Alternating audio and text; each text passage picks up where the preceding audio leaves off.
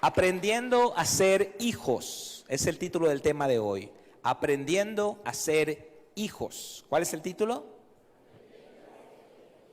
Aprendiendo a ser hijos.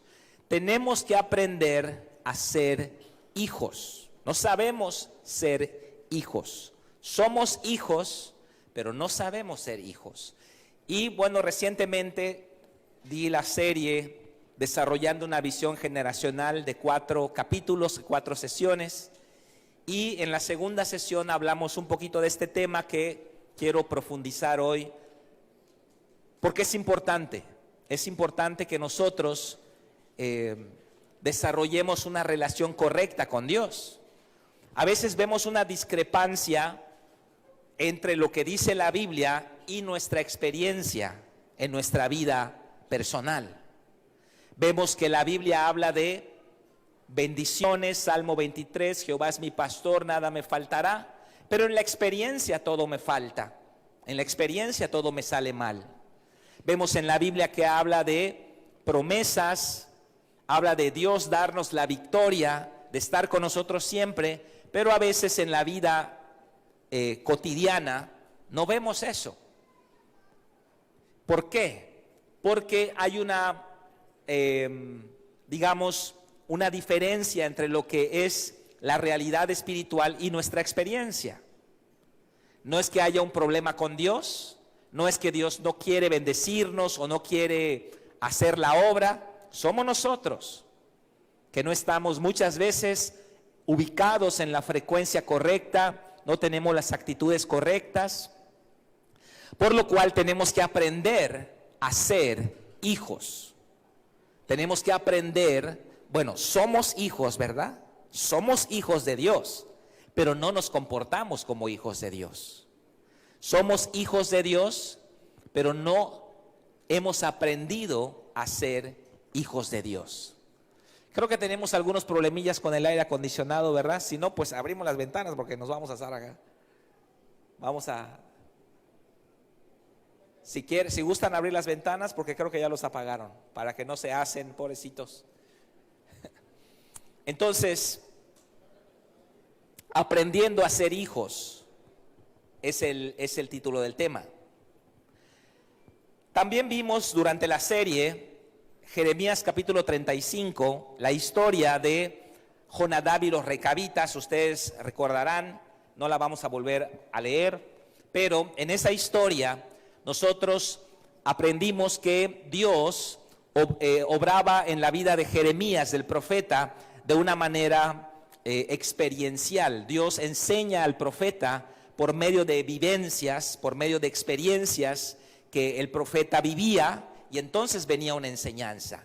Y en ese pasaje Dios le da la instrucción al profeta Jeremías de que vaya a buscar a los recabitas para que les dé a beber vino en los aposentos de la casa de Jehová. Y bueno, la historia narra que los recabitas llegan y Jeremías pone delante de los recabitas copas de vino, pero ellos no quieren beber vino, ¿verdad? Entonces Jeremías les dice, beban vino. Ellos dicen, no beberemos vino, porque Jonadab, hijo de Recab, nuestro padre, nos enseñó a nosotros, nos ordenó a nosotros diciendo, no beberéis vino jamás, ni ustedes ni vuestros hijos. Y nosotros hemos obedecido la voz de nuestro padre para no beber vino. Y esta enseñanza, esta vivencia, le da una enseñanza al profeta Jeremías. En ese momento, dice la Biblia, viene palabra de Jehová al profeta y Dios habla al profeta por medio de esta vivencia. ¿Y qué es lo que le dijo Dios? Parafraseando, porque no lo vamos a leer. ¿Qué es lo que le dice Dios al profeta?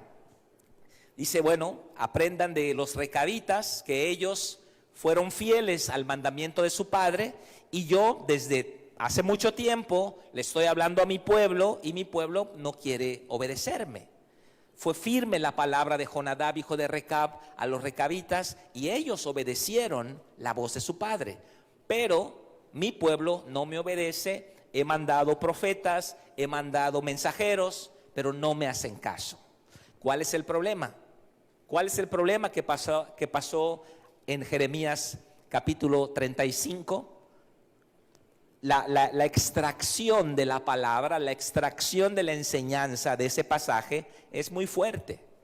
Porque podemos comparar a Jonadab como padre con Dios. ¿Será que Jonadab fue un mejor padre que Dios? ¿Es Jonadab un mejor padre? Porque los recabitas sí obedecieron a Jonadab, pero los israelitas no obedecieron a Dios. Entonces, ¿Jonadab es un mejor padre? Pudiéramos equivocadamente llegar a esa conclusión, pero no esa es la enseñanza. La enseñanza es esta: los israelitas no sabían ser hijos. La enseñanza es que si Jonadab, que era un hombre lleno de errores, fue un buen padre, y si Dios también es un buen padre, ¿por qué los israelitas no obedecieron y los recabitas se obedecieron? La respuesta es porque los israelitas no sabían ser hijos. Los recabitas aprendieron a ser hijos. Los israelitas no sabían ser hijos. Y ese es el problema también nuestro. ¿Somos hijos de Dios? Lo somos. ¿Sabemos ser hijos de Dios? Esos son otros 20 pesos. Esa es otra cosa. Podemos ser nominalmente hijos de Dios. Podemos haber sido declarados hijos de Dios, según Juan 1:12 enseña que cuando recibimos a Cristo, recibimos la potestad de ser hechos hijos de Dios. Somos declarados hijos de Dios. No todos son hijos de Dios. No toda la gente es hija de Dios. Mucha gente no es hija de Dios. Somos hijos de Dios cuando recibimos a Cristo como Señor y Salvador, nacemos de nuevo, ahí somos hijos de Dios. Pero una cosa es serlo nominalmente, una cosa es serlo legalmente y otra cosa es vivirlo, comportarnos como hijos, aprender a ser hijos. Son dos cosas muy diferentes y muy distantes. Porque somos hijos, pero a veces no sabemos serlo. ¿Me estoy explicando? Los israelitas que salieron de Egipto y ellos eran hijos, pero no sabían ser hijos. ¿Qué es lo que sabían ser? Esclavos. Esclavos. Es lo que sabían ser. Y ellos no cambiaron su mentalidad, aunque ya eran hijos, aunque ya eran libres, en su mente no la cambiaron y siguieron siendo esclavos y siguieron teniendo una mente egipcia. El problema no estaba en Dios, el problema estaba en ellos.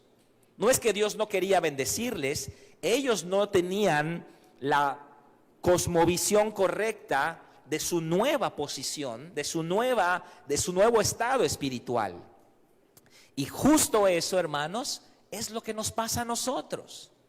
Tenemos años en Cristo, a veces décadas en Cristo, pero como dice la canción esa del mundo, tropecé de nuevo y con la misma piedra, ¿no? Seguimos dándonos de topes en esta vida porque somos reacios al cambio, somos reacios a asimilar la nueva mentalidad a la que Dios quiere que entremos. No es un problema espiritual, no es una situación de Dios querer bendecirnos o no, es un asunto nuestro. Es un asunto de cambio de mentalidad. Es un asunto de entrar a nuevas formas de pensar de acuerdo a lo que ya somos en lo espiritual, pero que muchas veces no lo experimentamos en la vida práctica. Usted es hijo de Dios, eso no va a cambiar. Pero muchas veces no sabemos serlo, no sabemos vivir como tales. Todos sabemos la historia de la esclavitud en Estados Unidos, ¿verdad? Que Abraham Lincoln abolió la esclavitud allá en el siglo XIX con la guerra de secesión y todo eso. Y los negros fueron liberados. Ya fue prohibida la esclavitud en Estados Unidos. Pero ese día los negros no fueron libres. Pasaron décadas, pasaron muchos años para que ellos sean libres. Porque en primer lugar, muchos amos se negaron a liberarlos. Y muchos de ellos tampoco quisieron ser libres, porque no sabían vivir como personas libres. ¿Por qué? Por la mentalidad, por la forma de pensar. Y pasaron muchos, creo que un siglo pasó, para que ellos pudieran aspirar a cosas mayores, ¿no? Y ahora todavía muchos no quieren cambiar, los Black Lives Matter, que no quieren cambiar, quieren seguir viéndose a sí mismos como inferiores. Pero depende todo enteramente de nosotros. Ahora, ¿cómo aprendemos a ser hijos? ¿Cómo aprendemos a ser hijos?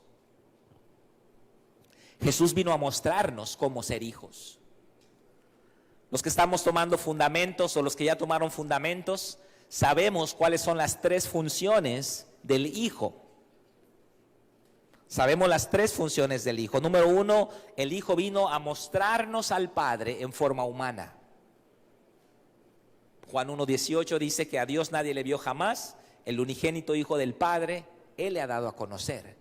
Entonces, no nos vamos a relacionar con un Dios intergaláctico, con un Dios allá afuera de las galaxias, con una nebulosa, con algo que no entendemos, sino que Él se hizo hombre para que nosotros pudiéramos entrar en relación con un Dios, permítame la expresión, con un Dios humano, con un Dios que habla nuestro lenguaje, con un Dios que puede entendernos, con un Dios que necesitó descansar, dormir, comer y todas las demás necesidades y limitaciones a las cuales nosotros estamos confinados. Entonces, las tres funciones del Hijo, Jesús nos vino a mostrar a Dios en forma humana. Número uno. Número dos, Jesús vino a pagar el precio del pecado. Él es el Cordero de Dios que quita el pecado del mundo. Pero en tercer lugar, Jesús vino para mostrarnos cómo nosotros podemos ser hijos. Jesús es el modelo perfecto de cómo ser hijo. Esa es una función muy importante en Cristo Jesús. ¿Por qué? Porque el mundo hizo un buen trabajo en usted y en mí. El mundo le adoctrinó, el mundo le programó, el mundo estableció esquemas de pensamiento en su vida para que usted sea o viva sin Dios, que esa es la palabra correcta para el ateo. Ateo significa sin Dios, pero no es alguien ahora se utiliza como alguien que no cree en Dios. Y sí, eso también es ateo. Ese es alguien que vive sin Dios, aunque venga a la iglesia, aunque sea pastor o líder de una célula. En el fondo de los casos, seguimos resolviendo nuestra vida nosotros. Ya estamos en Cristo, ya estamos en la iglesia, ya pasamos los cursos, ya somos líderes, etcétera, etcétera, etcétera, pero en el fondo seguimos nosotros resolviendo nuestra vida. Seguimos siendo huérfanos, espiritualmente hablando. Todavía no confiamos en que los mandamientos de Dios son para nuestro beneficio y solo obedecemos aquellos mandamientos que no nos representan un esfuerzo o un, perjuicio económico o de tiempo. Obedecemos solamente cuando no representa para nosotros, no sé, un desgaste, un esfuerzo. ¿Por qué? Porque no somos hijos. En lo práctico, lo somos en lo espiritual, como los israelitas que salieron de Egipto, pero en la vida práctica todavía no hemos aprendido a hacerlo. Y Cristo vino para mostrarnos cómo se es un hijo. Y si hay algo que tenemos que aprender en nuestra vida, hermano, es a ser hijos. Y la razón por la que muchas de las promesas de Dios no las vemos en nuestra vida es esta. No, el problema no está en Dios. El problema está en nosotros, que insistimos en vivir nuestra vida a nuestra manera, aunque ya estamos en Cristo, aunque ya conocemos la palabra de Dios, aunque ya vamos a la iglesia. Es tremendo esto que estoy diciendo, hermano, ¿eh? Es tremendo. Y a fin de cuentas, el fruto de esto, ahí está en nuestra vida. En cualquiera de los niveles en que vivamos, a nivel familiar, ahí está el fruto. Porque lo que tenemos a nivel familiar no es otra cosa que el resultado de lo que hemos sembrado. El fruto a nivel económico, ahí está. El fruto a nivel ministerial, ahí está. El fruto a nivel matrimonial, ahí está. O sea que ahí no tenemos excusa, ahí está el fruto delante de nosotros. Y muchas veces preguntamos, ¿dónde está Dios? ¿Dónde está el Dios de los salmos? Que rescata del hoyo nuestra vida, que nos corona de favores y misericordias, que sacia de bien nuestra boca.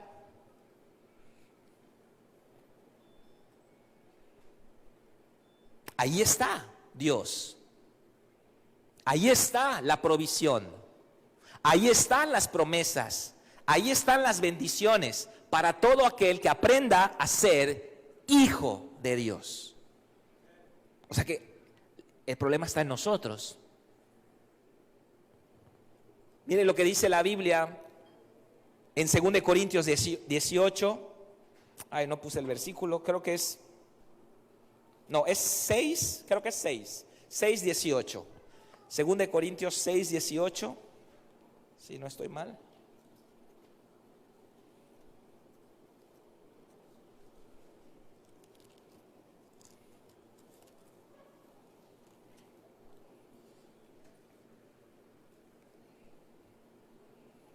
Sí, 6:18. Aquí está toda la clave, hermanos. Y seré para ustedes, ¿qué? Padre, voy a ser un padre para ustedes. ¿Qué es un padre? Un proveedor, un protector, un libertador, alguien que nos da identidad, alguien que suministra a nuestra alma afecto, seguridad, carácter, un sentido de pertenencia. Yo voy a ser para ustedes un padre. ¿Qué es lo que mejor sabe hacer Dios? Es ser un padre. Eso es lo que mejor sabe hacer Él. Él es padre. Y la promesa dice, seré para ustedes por padre. Y ustedes, aquí está el problema, me serán hijos e hijas, dice el Señor. ¿Nos damos cuenta? Nos damos cuenta que en la paternidad hay dos actores. La paternidad es la relación que hay entre un padre con su hijo. Gracias, chicos, a los del clima, ya mejor un poquito. Un aplauso para estos muchachos que están chambeando fuerte allá. La paternidad es la relación que hay entre un padre y un hijo. En esta relación hay dos actores, no solamente uno. Hay un padre, pero también hay un hijo. El padre debe ser padre. Jonadab era padre y los recabitas eran hijos. Entonces allá hubo una situación completa, mucha bendición. Jonadab fue un padre cuatrigeneracional. Imagínense, sus mandamientos pasaron de una generación a otra y de otra generación a la otra. Qué hermoso. ¿Por qué? Porque si Jonadab ya no estuvo con la siguiente generación, ¿por qué llegó a ellos? Porque él enseñó a sus hijos a hacer lo mismo con sus hijos. Pero los hijos fueron hijos, supieron ser hijos, se comportaron como hijos. Y ese fue el secreto de que este binomio funcionara. La paternidad funciona cuando tenemos los dos actores presentes, el padre y el hijo. Pero en el caso de los israelitas, le dijo Dios a Jeremías, no había el segundo elemento. Estaba el padre, pero ellos no supieron ser hijos. ¿Qué es lo que eran? Su propio Dios, su propio proveedor, su propio libertador. Ellos resolvían sus problemas, no buscaban a Dios. Ellos querían hacerlo a su manera. Leyeron los libros de autoayuda para solucionar sus problemas.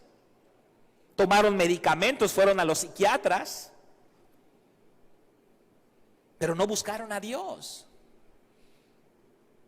Y no estamos en contra ni de los psiquiatras ni de los medicamentos, pero sí estamos en contra que los busquemos a ellos primero.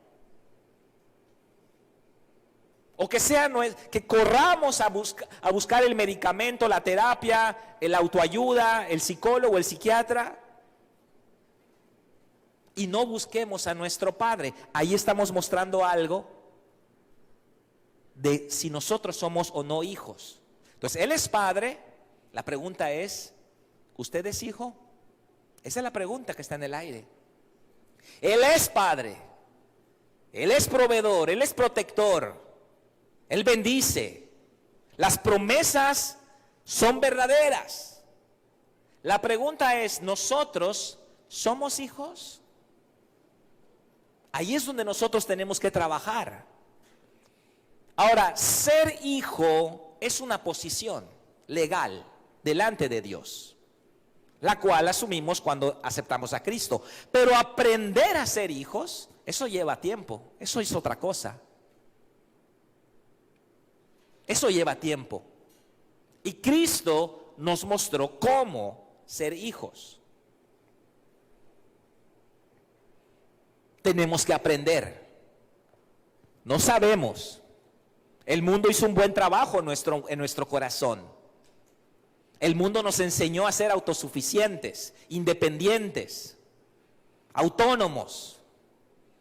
El mundo nos enseñó a hacer las cosas a nuestra manera. La cultura yucateca, la cultura mexicana, la cultura latinoamericana. El mundo nos enseñó.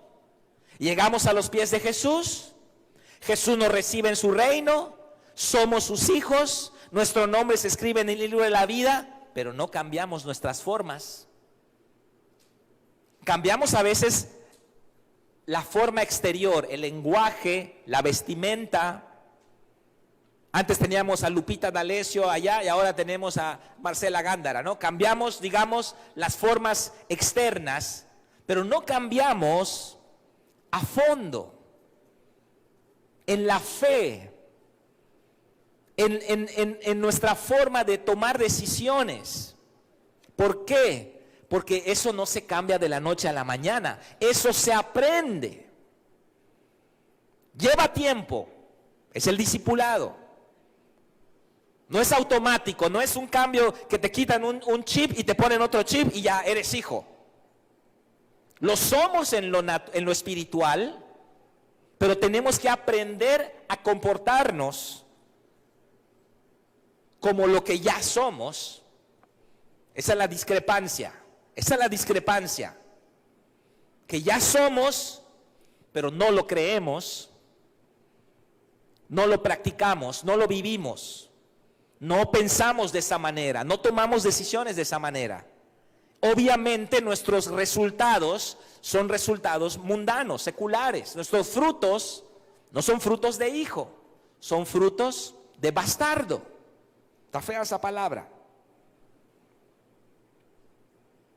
Pero así es como nosotros llegamos a Cristo. Por lo tanto, tenemos que aprender a ser hijos. ¿Cómo aprendemos a ser hijos? Hebreos 5:8 nos dice cómo. Hablando de Jesús, y aunque era hijo, por lo que padeció, aprendió la obediencia. Y habiendo sido perfeccionado, vino a ser autor de eterna salvación para los que le obedecen. ¿Cómo aprendemos a ser hijos? Número 1, aprendemos a ser hijos en la obediencia a la palabra de Dios, en la obediencia a nuestro Padre Celestial. Solo en la obediencia Dios es Padre para nosotros. Dios es Padre, pero no es su Padre hasta que le obedece. Dios es Padre, pero solamente lo es en la forma práctica para los que le obedecen. Dios es Dios, pero no necesariamente es su Dios. Él es Dios. Él no deja de ser Dios porque haya gente viviendo impíamente. Él es Padre. Él no deja de ser Padre porque muchos de sus hijos no le sigan. Él es su Padre. Pero cuando le obedecemos, entramos a la dimensión de la paternidad de Dios. ¡Wow! ¡Qué hermoso! Por eso dice acá, aunque era hijo, por lo que padeció, aprendió la obediencia. Pudiéramos decirlo también de esta manera. Por la condición de hijo, Jesús, por su condición de hijo, por el rol que él asumió como hijo, obedeció. ¿Por qué? Porque los hijos verdaderos obedecen. Y hay un padecimiento, hermanos, en la obediencia. Dígame si no. Hay un padecimiento en la obediencia. Se padece en la obediencia. Porque en la obediencia hacemos aquello que tal vez no queremos hacer, pero que es lo que tenemos que hacer. En la obediencia a veces hay alguna pérdida económica o mi reputación, pero uno hace lo que Dios le pide. Tenemos que salir de la esfera de hacer las cosas solamente cuando queremos. Esa es la esfera del mundo. El mundo hace lo que quiere, nunca hace lo que debe. Es diferente. Hacer lo que uno quiere, eso hace el mundo, y por eso el mundo está así. Porque ellos hacen siempre lo que quieren. Hoy quiero ir a la iglesia. Bueno, viene. Hoy no quiero ir a la iglesia, no viene. Hoy quiero alabar, alaba. Hoy no quiero alabar, no alaba. ¿Cuál es su esfera? Lo que quiere. Él es el centro todavía. Pero cuando obedecemos, hacemos las cosas aunque no queramos. Hacemos las cosas aunque no sintamos. Hacemos las cosas aunque aparentemente al momento esa acción no nos beneficie, pero lo hacemos. Ahí obedecemos. Allá Dios es Padre y usted es hijo. Ahí entramos a la dimensión de la paternidad de Dios. Y dice acá que ese padecimiento perfeccionó al Señor. Y esto es difícil de entender porque uno diría, bueno, Jesús es Dios, pero Él fue perfeccionado. Acuérdense que Jesús no hizo chafa, no bajó en una nave espacial. Él no hizo chafa, Él nació de una forma natural como todos nosotros, aprendió a caminar, aprendió a leer y a escribir, aprendió todo tuvo que aprender. Él no hizo chafa. Por eso Él puede decirnos, hey, sígueme.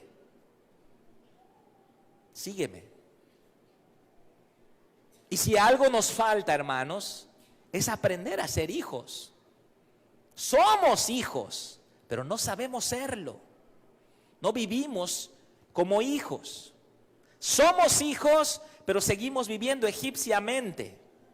Seguimos haciendo las cosas como las hacíamos en Egipto, cuando éramos esclavos del pecado, de Faraón y de los demonios que nos latigueaban y nos ordenaban qué hacer. Ya vino Moisés, ya celebramos la Pascua, cruzamos el Mar Rojo por medio de nuestro bautizo en agua, pero todavía decimos, acuérdate cuando estábamos en Egipto, acuérdate cómo hacíamos las cosas en Egipto. Ya está el maná, ahí nos está dando el maná el Señor, agua saliendo de la roca, columna de fuego en la noche y columna de nube en el día.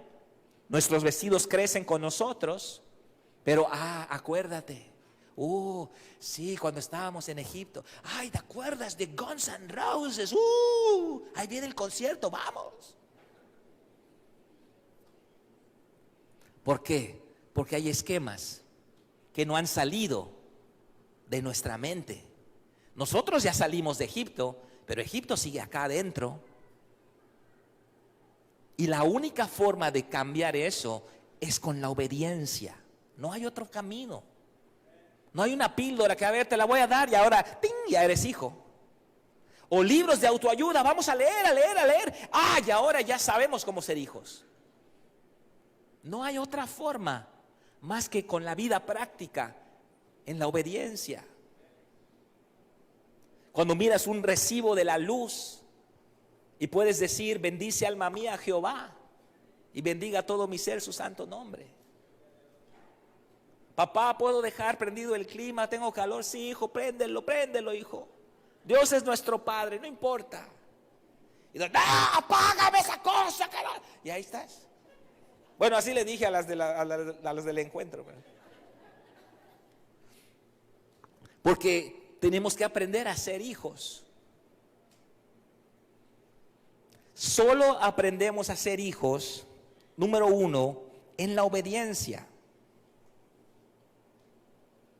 Siempre nosotros estamos en el centro, hermanos. Este es un asunto de la condición humana, déjeme decirle. Es un asunto de la naturaleza humana. No se vaya a espantar lo que le voy a decir, pero yo soy egoísta, yo soy soberbio, yo soy convenenciero. Esa es mi naturaleza, lo siento. Usted puede idealizar al pastor, pero esa es la naturaleza humana. Pero es bueno saberlo.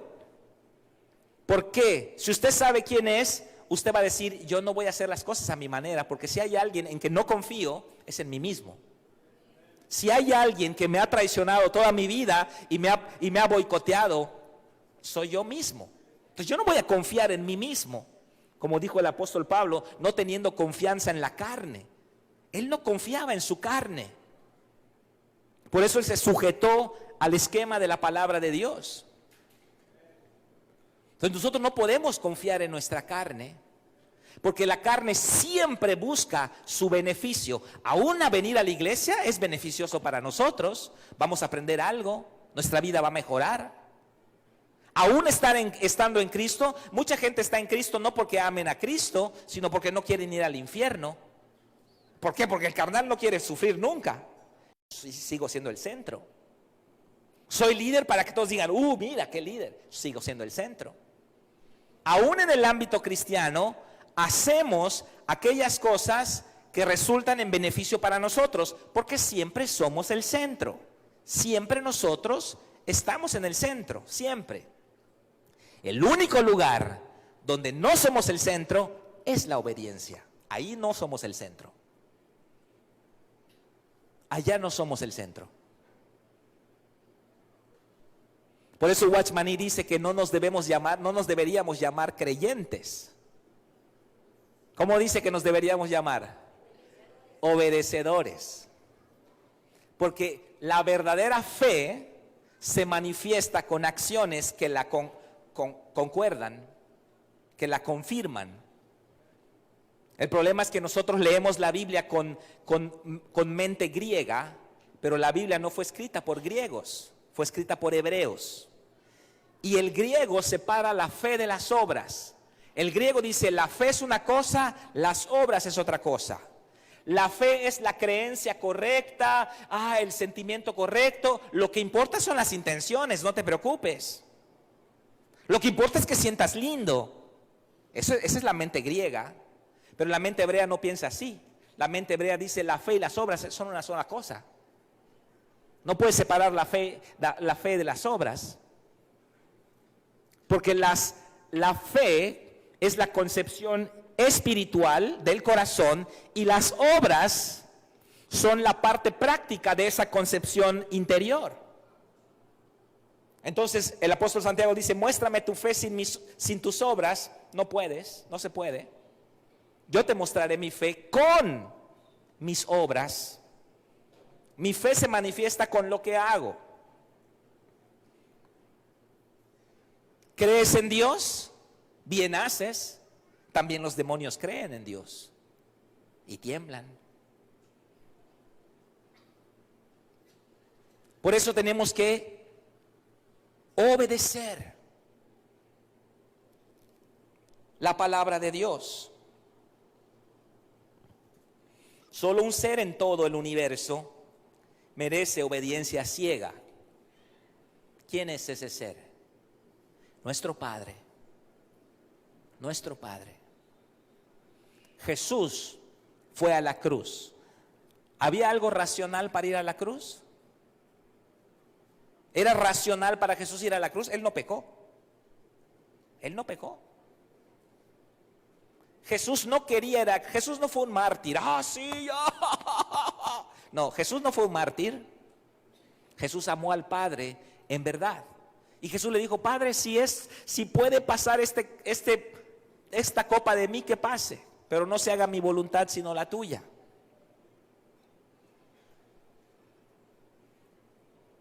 Jesús no quiso ir a la cruz. Y la razón por la que Jesús no quiso ir a la cruz no es porque Jesús no quiera, como el creyente carnal que no quiere ir al infierno por el sufrimiento. Jesús no quería ir a la cruz, no tanto por el sufrimiento, sino porque sabía que en la cruz sería abandonado por el Padre. Puedo soportar los clavos, puedo soportar los látigos, puedo soportar los escupitazos, pero no puedo soportar que me abandones, Padre.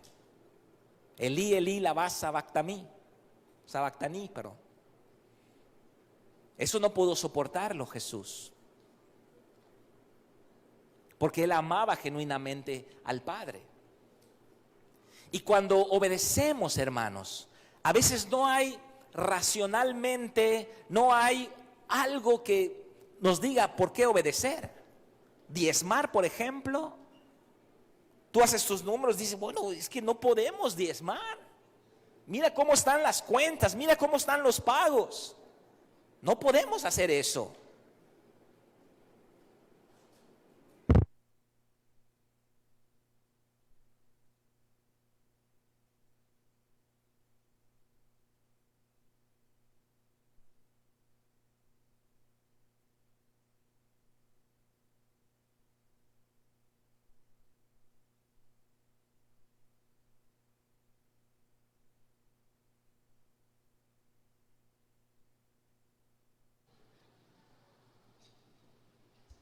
Hola, aquí está.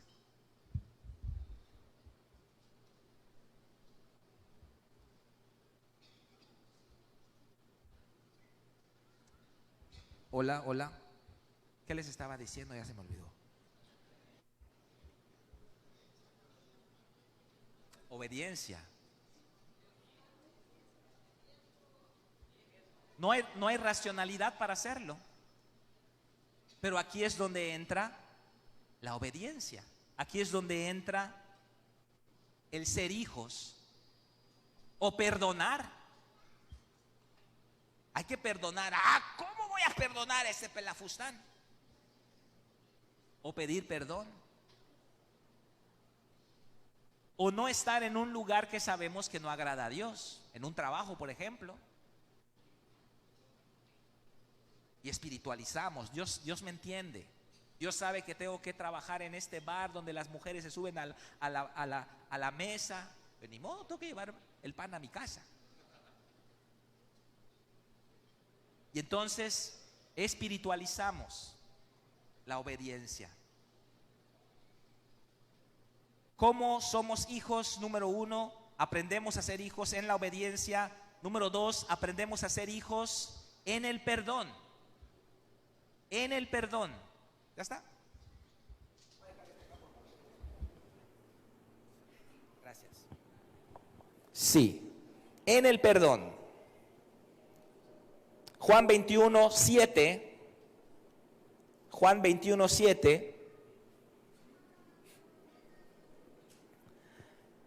Dice, el contexto es cuando Jesús aparece ya resucitado a los discípulos en el mar de Tiberias.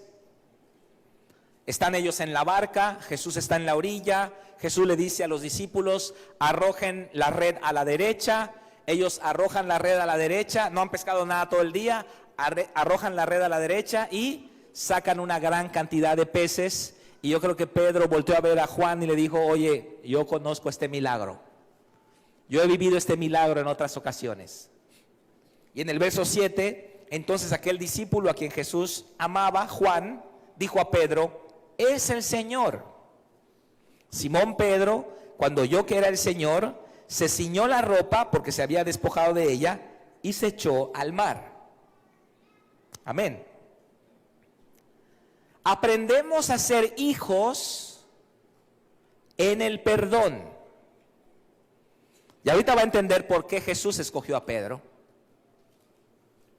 Sabemos pedir perdón, pero no sabemos recibir el perdón. Sabemos pedir perdón porque siempre pedimos perdón, pero no es lo mismo pedir que recibir. Dios nos perdona a la primera vez que con un corazón honesto, contrito y humillado, le pedimos perdón. Dios nos perdona, pero nosotros no nos perdonamos.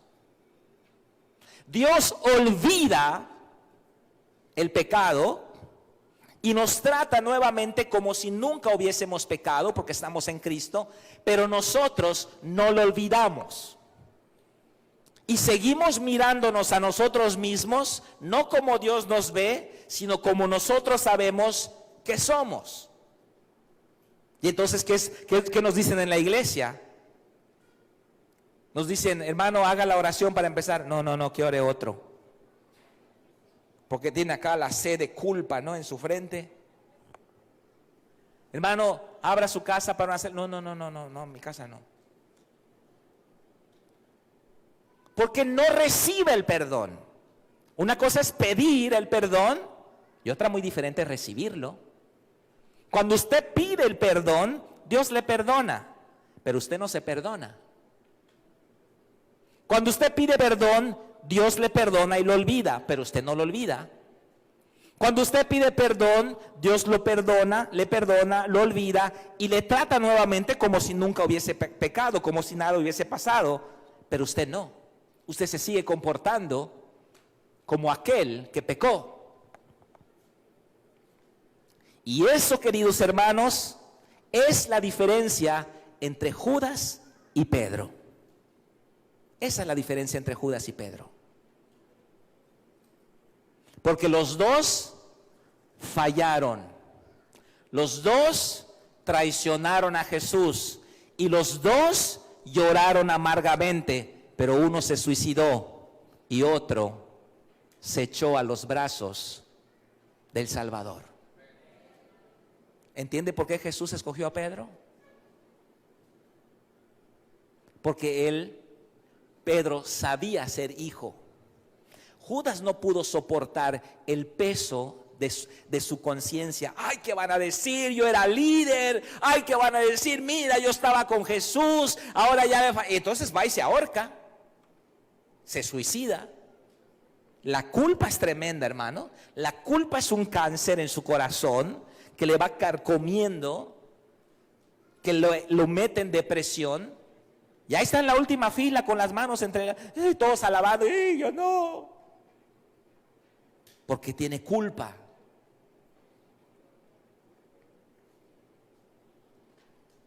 Y eso es lo que hizo Judas. Judas devolvió las monedas de plata. Judas devolvió las monedas de plata, no por arrepentimiento, por remordimiento, que es diferente. Pero luego se suicidó por la depresión tan grande, por el qué dirán. Por el qué dirán de mí. Yo estuve con Jesús y mira lo que ya hice. Y se ahorcó.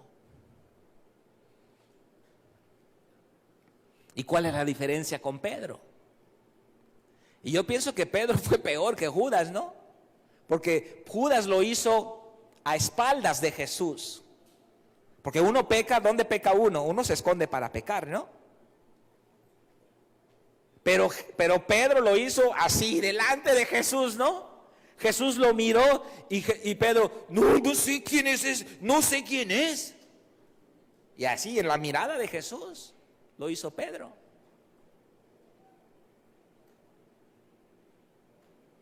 Pero ¿quién corrió al sepulcro el domingo cuando resucitó Jesús? Pedro y Juan.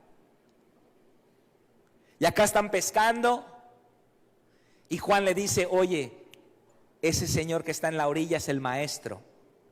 Y él estaba sin camisa. Hasta se le cuatrapeó el cerebro porque uno se quita la ropa y se avienta al mar, ¿no? Él se pone la ropa y se avienta al mar. Pero la figura, el cuadro de Pedro aventándose al mar para nadar. Bueno, ¿no pudo haber esperado que la barca reme hasta la orilla? La respuesta es no. Porque él está comportándose como hijo. Y cuando llega a la orilla, ¿qué le tiene preparado Jesús? Un desayuno rico, ¿no? Café, pan dulce, mermelada, mantequilla. ¿Por qué? Porque Jesús no está tratando a Pedro como el que pecó. Ay, ¿te acuerdas lo que hiciste hace 3 días? ¿Te acuerdas del gallito? ¿Qué quiere aquí? ¿Dónde está el gallito? ¿Así le hizo Jesús? No. ¿Qué le dijo Jesús? Pedro, apacienta mis corderos. No he quitado el dedo del renglón contigo, Pedro. Nada ha cambiado. Entonces, si queremos ser hijos, tenemos que aprender a comportarnos como hijos. Somos hijos en la obediencia, somos hijos en el perdón. No es lo mismo pedir perdón que recibir el perdón. Muchos piden perdón, pero no reciben el perdón y por eso no salen de ese hueco. Por la culpa. La culpa es una herramienta de Satanás para hacer que el creyente se aparte de Dios. Causa número 1 de la gente que se va de la iglesia. Causa número 1 de la deserción en la iglesia. Culpa. Esa es la causa número 1. Si no, cheque su propia vida. ¿Por qué se fue alguna vez de la iglesia? Porque falló. No, yo no soy hipócrita, yo no regreso. Causa número 1 del que el encuentrista, a pesar de que yo se los digo en el encuentro, no regresan. En el encuentro yo digo, mira, vas a fallar. Escucha, te lo estoy diciendo ahorita, vas a fallar. Pero cuando falles, el peor error después de fallar es más grande que el anterior. Fallar es un error, pecar está mal, ¿ok? Ok. Pero apartarse es peor que el error. Es un error sobre otro error. El segundo error es más grande que el primero. El segundo error lo hizo Judas. El segundo error no lo hizo Pedro. Pedro se arrojó a los brazos del maestro. Por eso la Biblia dice que debemos de ser como niños, porque un niño es hijo. Y uno le da vara a su hijo, ¿no? Lo disciplina y llora. Y al mismo tiempo, ¿cómo es posible que el niño, después de disciplinarlo, abrace a aquel que le está infringiendo dolor, porque es hijo. Y 5 o 10 minutos después de la disciplina, ya no está en la mente del padre, ya no está en la mente del hijo lo que pasó. Ya quedó borrado. Los dos están abrazados, jugando otra vez, porque es hijo. Entonces tenemos que aprender, hermanos, a ser hijos. Número 3, aprendemos a ser hijos en la fe. En la fe aprendemos a ser hijos. Romanos 6:11. Romanos 6:11, si me van avisando del encuentro de señoritas, ¿cómo vamos?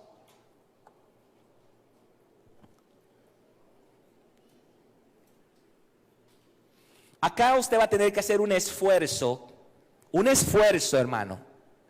Usted va a tener que ir en contra de las inercias de su vida pasada y hacer un tremendo esfuerzo. Porque eso es la fe. ¿Qué es la fe? Creer lo que Dios dice que es por encima de lo que usted siente, entiende o razona. Esa es la fe.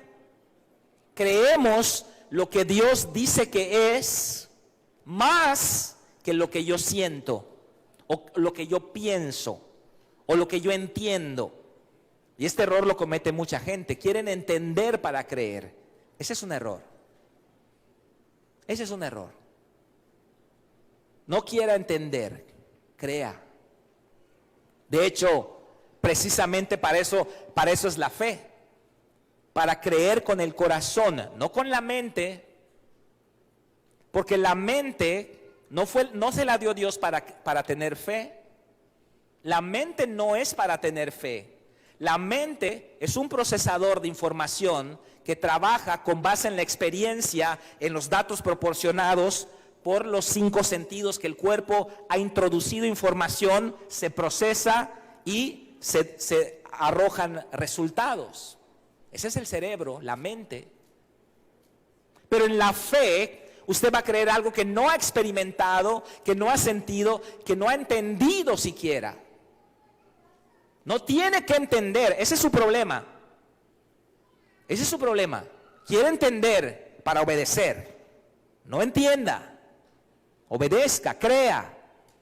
Dios es el único ser en el universo, eso estaba diciendo cuando se fue el audio, que merece obediencia ciega. Es el único ser. No obedezca ciegamente a un hombre, porque entonces usted estaría participando en una secta. Nunca obedezca a un hombre ciegamente, porque ese hombre se convertiría en su ídolo.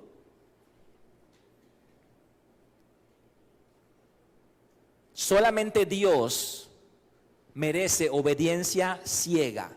La obediencia a los hombres está condicionada siempre y cuando los hombres nos pidan algo que está dentro de la voluntad de Dios. Si algún hombre le pide, sea su jefe, su pastor, su líder, su esposo, le pide hacer algo en contra de la voluntad de Dios, usted debe desobedecer. Porque si obedece algo que está mal, entonces ese que le pidió hacer eso malo es su Dios entonces. Obediencia ciega, solamente Dios. ¿Cómo obedece Jesús en el huerto de Getsemaní? Ciegamente, porque no hay racionalidad para que Jesús vaya a la cruz. Él no pecó. No era razonable que Él vaya a la cruz, pero lo hizo.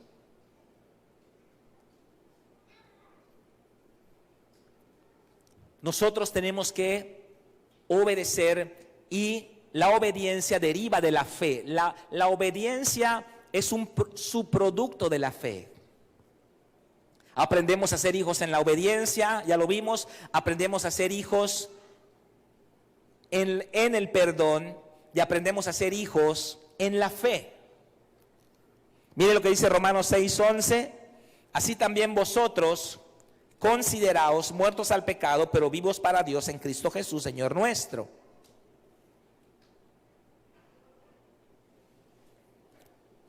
Yo le invito que luego en su casa medite las verdades fundamentales que vienen en el Romanos capítulo 6. Porque en Romanos capítulo 6, el apóstol Pablo está dando verdades fundamentales, cosas que ya son una realidad en lo espiritual. Por ejemplo, que ya estamos muertos. Usted está muerto en Cristo. Esa es una verdad fundamental. ¿Ya van a llegar?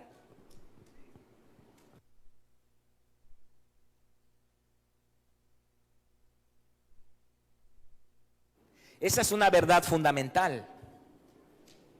Pablo dice en Romanos 6 que nosotros ya morimos. ¿Podemos creerlo? Ay, bueno. Amencito. Amencito. ¿Por qué? ¿Por qué nos cuesta creerlo? Por nuestra experiencia. Pero ¿qué es la fe? Creer lo que es por encima de lo que siento, por encima de lo que entiendo, por encima de lo que percibo. Sabiendo esto, el apóstol Pablo dice acá: así también vosotros considérense. Esta palabrita es el punto de lo que estoy diciendo. La palabra griega es logisoma, que significa atribuir, tener por cierto, considerar, contar, tomar en cuenta. Considerarse significa asumir una realidad que no percibo, que no entiendo, que no siento, pero que Dios dice que es. Y entonces me considero muerto al pecado. ¿Para qué? Para que lo llegue a experimentar. La Biblia dice que soy muerto al pecado, pero sigo pecando. La tentación está tremenda en mí. ¡Ah! Mi sangre hierve. Pero la Biblia dice que yo ya morí al pecado. ¿Cómo soluciono esta discrepancia?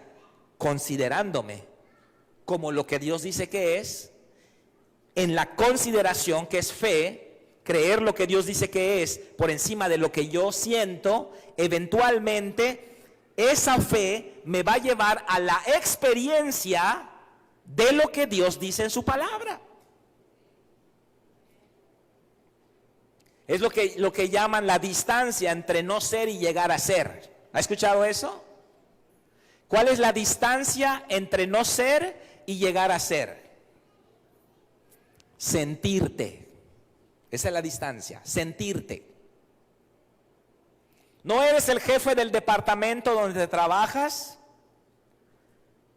pero te comportas como el jefe del departamento. Llegas temprano, saludas a todos. Oigan, chicos, no tiren el agua, mira, se está cayendo el agua. Apaguen los climas cuando salgan, por favor. No eres el jefe, pero te comportas como uno. Vas a llegar a serlo. La distancia entre no ser y llegar a ser es sentirte, es considerarte, es asumir algo que aún no eres. Si funciona en lo natural, en lo secular, ¿cómo no va a funcionar en lo espiritual que Dios ya decretó? Dios ya decretó que estamos muertos al pecado, pero vivos para Dios. ¿Cómo tenemos esa experiencia en la vida práctica? Considerándonos.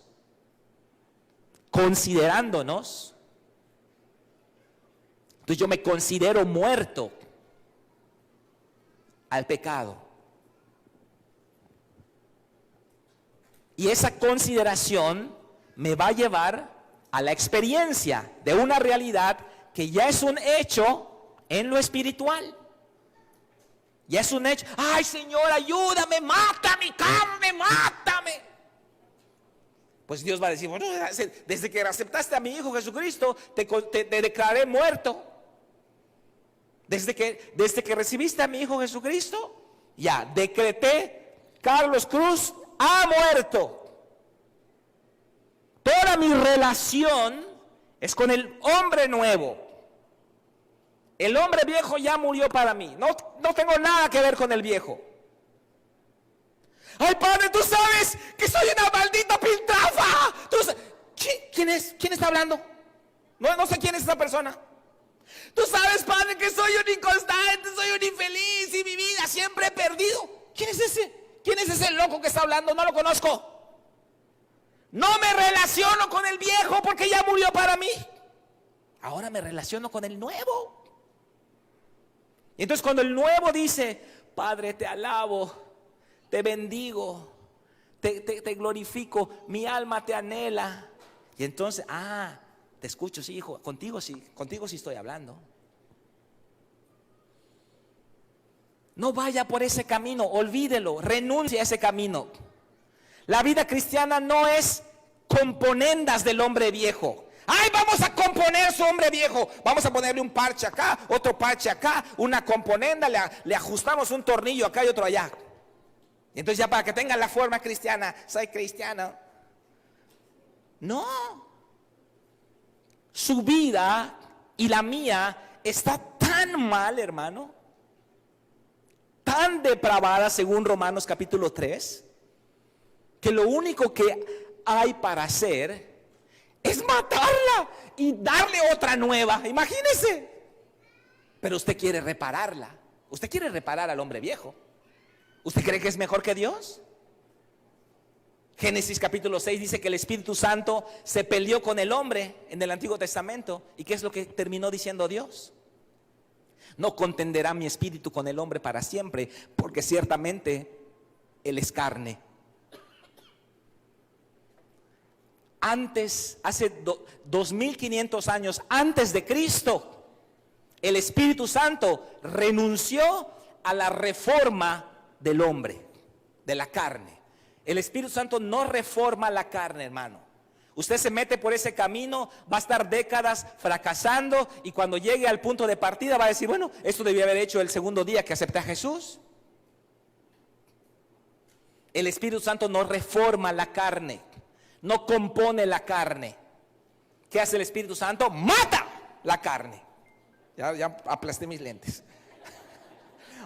Mata la carne y da una nueva naturaleza. Allá camine en la nueva, fomente la nueva, desarrolle hábitos que fortalezcan la nueva naturaleza. Entonces, eso es considerarse. Pero muchos, ¿qué hacen? Se consideran pecadores todavía, ¿no? Ellos así se consideran y van en contra de la palabra de Dios y nunca salen adelante. Nunca salen adelante. Porque su consideración, para empezar, está equivocada. Ay, sí, Dios sabe por qué yo soy así. Entonces ya para empezar su consideración está equivocada. No tiene fe, no confía en Dios. ¿Es hijo de Dios? Sí, pero no confía en Dios. Entonces hay que aprender. Hay que aprender a ser hijos de Dios. Lleva tiempo, hermanos. Hizo un buen trabajo el mundo, de verdad. Yo batallo con mi genética, con mi adoctrinamiento de este mundo. Batallo con mi naturaleza, con mi egoísmo, con mi soberbia. Batallo con eso. Pero tengo que considerarme como lo que Dios dice que soy y no como lo que yo siento que soy y no como lo que yo pienso que soy. Y obedecer no solamente lo que yo considero que debo de obedecer, sino todo lo que dice Dios en su plan. Tenemos que aprender a ser hijos de Dios. Y por último, aprendemos a ser hijos en la adoración. En la adoración. Aprendemos a ser hijos en la obediencia. Cuando confiamos en nuestro Padre y lo obedecemos aunque no entendamos. Aunque no sintamos, pero aún así lo hacemos, allá aprendemos a ser hijos. Y Él es un buen Padre, créamelo. Aprendemos a ser hijos en el perdón. No solamente pidamos perdón, recibamos el perdón. Olvidemos y corramos a los brazos de nuestro Padre. aprendemos a ser hijos en la fe, considerando no lo que sentimos, sino lo que somos en realidad. Acá entra un proceso también de renovación de la mente. Hay que estudiar la palabra, hay que leer la palabra. Y por último, aprendemos a ser hijos en la adoración. Y vamos por último a Gálatas 4:6.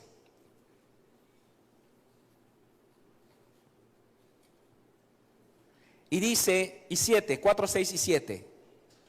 Y por cuanto sois hijos, escuche esto. Por cuanto sois hijos, Dios envió a vuestros corazones el espíritu de su Hijo, el cual clama, Abba, Padre. Así que ya no eres esclavo, wow, sino hijo. Y si hijo, también heredero de Dios por medio de Cristo. Qué claro está, hermanos. Qué claro está en la palabra. La palabra nos notifica a los creyentes de Fuente de Vida, Yucatán, siglo XXI, etcétera. Nos notifica la palabra de Dios que ya no somos esclavos, sino hijos. Ahora, que usted viva como quiera vivir, eso es otra cosa. Eso es otra cosa. Yo le recomiendo que aprenda a ser hijo. Abba Padre es una expresión aramea que denota cercanía. Es como en maya decir chichi. ¿A dónde vas? A ver a mi chichi, ¿no? Es una expresión maya que denota cercanía con la abuelita, ¿no? Es mi abuelita, mi chichi. Bueno, la palabra Abba Padre, la frase Abba Padre, Abba, es una expresión antigua aramea que denota cercanía. No se le decía Abba a Dios Padre, se le decía Abba al papá. De hecho, dicen que la palabra surgió del balbuceo de un bebé. Abba, Abba. Y de ahí sale la palabra Abba. Todos los judíos usaban este término, un término coloquial, un término informal para referirse a su papá, como diríamos hoy, papi o pa, es el término. Y Jesús usó ese término para referirse a Dios. Y por usar ese término para referirse a Dios, lo quisieron apedrear.